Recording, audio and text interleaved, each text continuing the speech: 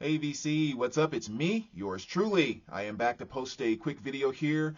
Back to do a What's Been Spinning video. This is the little video series or whatever I do that I kind of share with you all the stuff that I've been listening to since the last What's Been Spinning video. As always, I like to kind of remind people at the very beginning, these are only the albums that I actually set back and listened to from start to finish.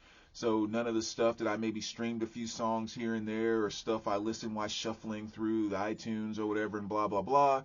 So these are the ones that I really kind of set back, took in, and let's just kind of jump right into it. So we'll start off here with a few cassettes.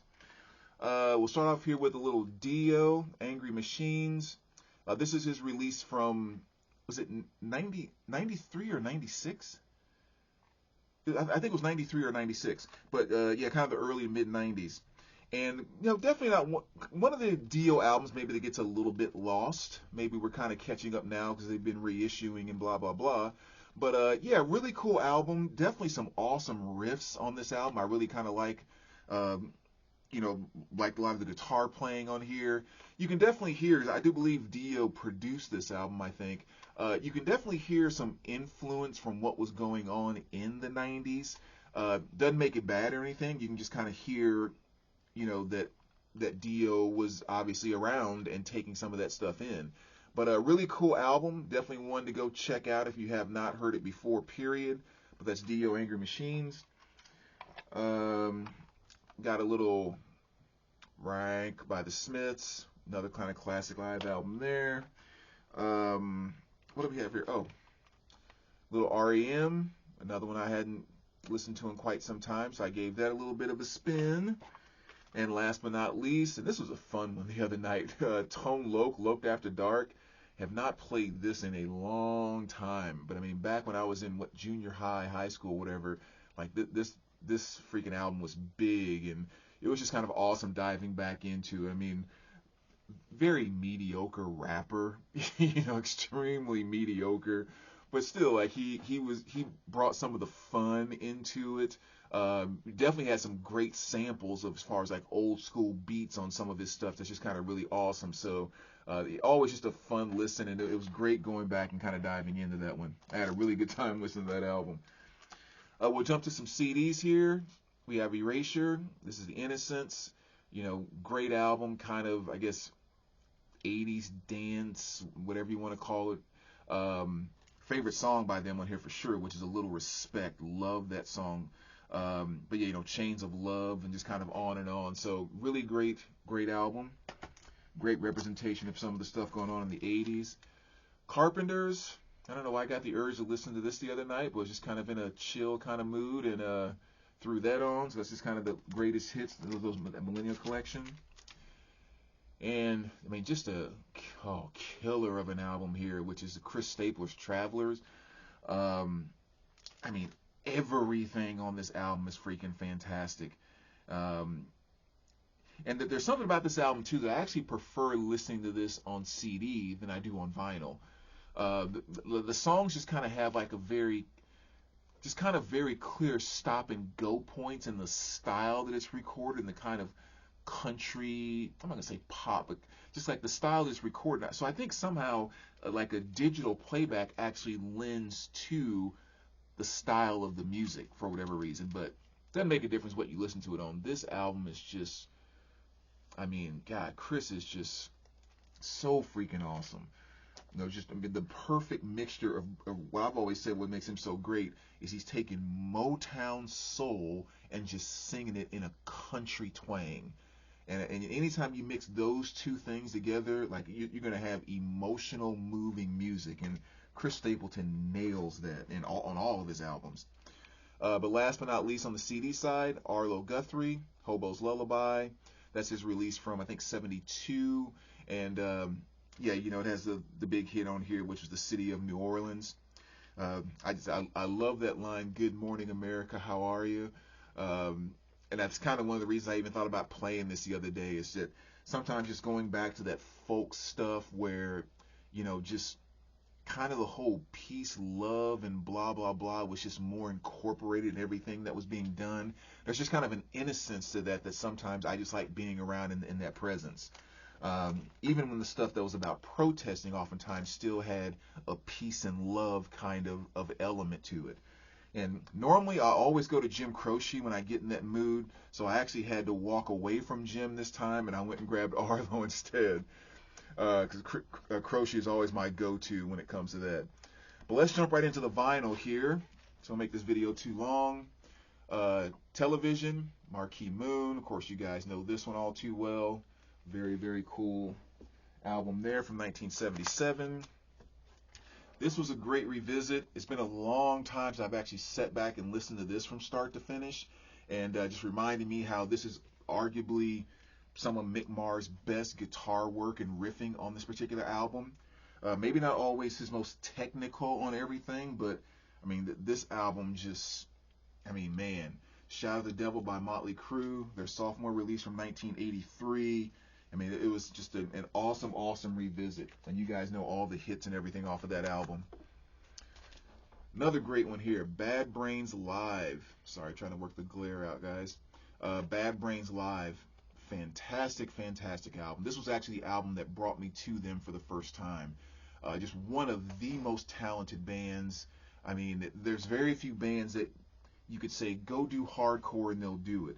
Well, go do maybe somewhat of a poppy punk. Well, maybe go do metal. Well, maybe go do reggae. Okay, fine. Mix some of those things together inside of the same song, and they will do it and make stuff that makes you go, wow, that is freaking amazing. Such a talented band. And this is that live album that I definitely love. Favorite song off of this is Reignition. And I love it on the live version because the live version, the tempo is a little bit faster than the studio version, but it actually puts that song right where it needs to be. And so I love that. Next one here, we have The Police, Every Breath You Take. This is the singles, just kind of a single LP with all those greatest hits. You can kind of see the track list right there if you want to pause it. This was released back in '86. So yeah, always fun to kind of go back and visit a band you've listened to so many times over and over. And for some reason this time when I was listening to this, I really got focused on Copeland's drumming in this time when I was listening to it. And again, just one of those reminders of appreciating the complexity of what he was doing in some of the music that they did. Just really cool stuff. But that's the fun thing about revisiting some of these albums that you know very well and you've listened to a million times, is every now and then you can just put on a different set of earphones when you start listening to it, and you start just kind of, I don't know, really tapping into stuff that you haven't maybe appreciated or focused on in quite some time. Anyway, moving right along, we have Ted Nugent. This is the best of. Love the Mad City.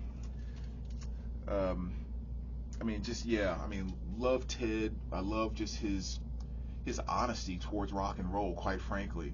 And so, here you have your Cat Scratch Fever, you have, Stranglehold, Wang Dang, Sweet Poo-Tang, and just all kinds of great stuff on here. But I don't care how much you listen to Ted or what recordings you get or whatever else, I honestly feel like you cannot experience Ted Nugent unless you see him live. As many times as I've heard, Cat Scratch Fever and how loud I've blasted it in the house or whatever else, until you see Ted on stage with thousands of watts of that, like beating down you cannot experience what Ted really does without seeing him live. Absolutely amazing. But moving right along, so I don't make this too long, and Peoples, Straight from the Heart. I talked about this a little bit in a video not too long ago. Great soul album, a little bit of Tina Turner and kind of Aretha Franklin mixed together a little bit. But yeah, if you're not familiar with this and you are a fan of soul music, you have to check that out.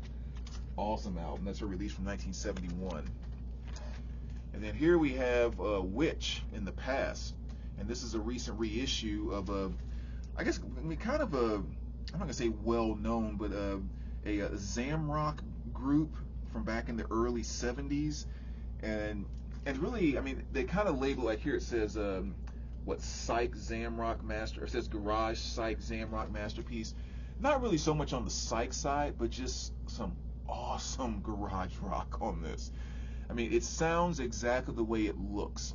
that like back in the 70s, that maybe there was some guys that, you know, weren't here in the scene with the garage stuff, like maybe in the States and that type of thing, but were hearing it and really was touched by garage rock and all of that, and decided to do it, and just made some fantastic stuff. This is a really, really great album. So if you're really into kind of some like mellowish garage rock, like really sounding like some guys just getting together inside their garage and playing some rock music, definitely check this out. Just an awesome album. Then how about a little Dion and the Belmonts? Another great one here. I just wanted to kind of go back to a little bit of it's like some 60s, 50s, 60s rock or whatever, but you know, Teenager in Love, Run Around Sue, The Wanderer, I Wonder Why, just, you know, all that great stuff. So funny too, because you listen to these greatest hits on these albums, and then it's like so easy to hear, oh, 4 of your biggest hits were like the exact same song over and over and over and over again. But really, really good stuff. One of my absolute favorite get up and dance albums, Beat Street. Man, this freaking album it just makes me want to move. I mean, Beat Street Breakdown, you know, Frantic Situation by Africa Bambaataa and Soul Sonic Force, Beat Street Strut, Breaker's Revenge. I mean, just on and on and on. You know, hip hop, it's rap, instrumental, it's you know, R&B, just like everything mixed into that. Even that song Baptize the Beat by The System is still one of the strangest songs in the world to me. As many times as I've heard it, I still can't find the beat in that song. It's so freaking weird. Little Uriah Heep. Again, I'll kind of move through some of these a little bit quicker, especially the ones you know, so make this video too long. Some VCLT I got from Aaron a little while ago, a little Mother Love Bone. Had to go back and give that a spin again, so another awesome album there. And Aaron, again, thanks for that one. Little Tina Turner. This is one of the albums from her box set. And, you know, this has, what on here? She does a cover of Change Is Gonna Come. Tonight with David Bowie is on this one. River Deep, Mountain High, The Best. I Don't Want to Lose You. Look Me in the Heart, one of my absolute favorite songs by her. So, yeah, little spin from the Tina box set. Frankie Valli and the Four Seasons. Love it, love it, love it. Another great one there. Love me some Frankie Valli. So glad I got to see him last summer. I got to see him live, and he sounded just like it was 1960 all over again. The Money Man, Eddie Money. This is Sounds of Money, greatest hits. Always get around to playing this album on a pretty regular basis, especially the song Shakin'. It's one of my absolute favorite rock songs of all time. The Money Man kills it on that one. Little Depeche Mode, Black Celebration. You know, just kind of some of their slower, darker, just kind of awesome, like almost to me like sexy kind of stuff. Like love the song Stripped off of here, one of my absolute favorites. But great revisit there. My girl Tracy Thorns with Everything But the Girl. Just, in my opinion, one of the most silky smooth pop type of voices. I mean, I just love listening to her deliver notes. It's just such a beautiful, soft voice. But yeah, this is their album Walking Wounded, which has the hit on here Wrong, which is, again, fantastic stuff. Just love Tracy to death. Little Richard Marx, and this is Rush Street. Of course, the song Hazard. I think it's definitely the best song off of this album. You know, just a really, really cool song there, and kind of Richard doing his thing going into the early 90s. I think that came out in 91. Little Alice in Chains. This is their release from 2018. No necessarily one song that kind of stands out. I mean, you definitely hear some vintage Alice in Chains flavor all throughout this album, which is kind of nice. You know, to still hear kind of the old still in the current there, especially towards the latter part of the album. But yeah, that's kind of a great spin, especially for any Alice in Chains fans. And one of the best party rock albums ever, Whitesnake's Greatest Hits. Just love this. I mean, again, all the Whitesnake stuff, you guys know it, but that is just such a fun listen to that album. Always going back to my boys Godsmack, When Legends Rise. You know, I love all their stuff, so I'm always spinning that one. And then how about a little Local H, As Good as Dead? Another fantastic one there. Of course, everyone knows the song Bound for the Floor off of this, but you know, other great tracks like Eddie Vedder, Back in the Day, Freeze Dried, Flies. I mean, yeah, a lot of really, really cool stuff on here. So a nice 2 LP set there. And the last, what, we got 3 or 4 more here. Little Gee Whiz by Carla Thomas. Another great spin. I actually watched that Stax documentary on, I think it was on Max, like a week or so ago, and after watching that, it made me want to go dive back into a little Carla and listen to that. You know, her and I guess, was it Rufus? Was that his first name? I think they were kind of the first ones to really have a hit on Stax Records and really kind of started, you know, to go where Stax went. So kind of cool going back and giving her a spin with her two LPs there of the greatest hits. Little R.L. Burnside, Come On In. Nice, cool little blues album here. And almost kind of like a dancey blues. Like there's not a ton of lyrics to everything on here. It's more kind of like just get into like a dancey type of groove. But it has my one of my favorite songs on here, which is Let My Baby Ride. Love that track. That was actually the first song that brought me to R.L. Burnside. And if you listen to that one, that's kind of a great example of just kind of a groovy type of thing that doesn't really have lyrics to it outside of the little chorus that he does. But awesome stuff. And the last 2, Queensryche Empire, another great one here. Of course, you know, Silent Lucidity was a huge hit off of this, which was also the first song that brought me to them. And of course, the one and only Gin Blossoms. Just, I mean, such a great band from the 90s, and really just to me very, like the melodies and their chord changes and stuff like that was just something that I always connected with, and it seemed like with almost every song they were putting out, it was just something that seemed beautiful to me just because I don't know, I just connected with how they did that.